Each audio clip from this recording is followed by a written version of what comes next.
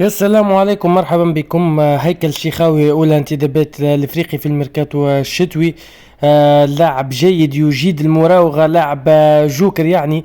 ينجم يعوض الخضراوي، يتنجم كيف يعوض أيت مالك، كذلك ينجم يعوض على اليمين كين زومبي والصرارفي. يعني لاعب جوكر في النادي الافريقي، وان شاء الله يقدم الاضافه الكبيره للنادي الافريقي.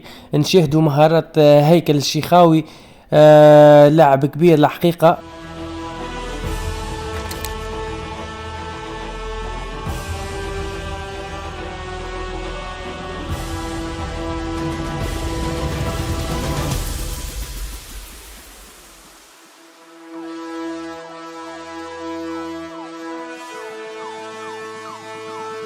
ونتصور الانتداب هذا باش يساعد النادي الافريقي على النجاح والتطور، كذلك في بطولة الشامبيونز ليج العام المقبل ان شاء الله، مع قدوم مهاجم يعني رأس حربة صريح، باش يكون النادي الافريقي في طريق مفتوح.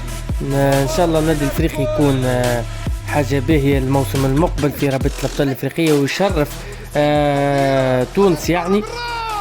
أشيد كثيرا على تطور يعني هيكل الشيخاوي، تطور مردوده.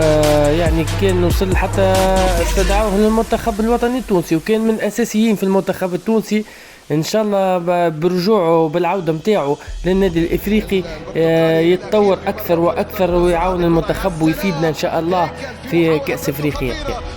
في الختام شكرا على المتابعة، نشكركم على حسن التواصل مع قناة سيمو كورة، وإلى اللقاء.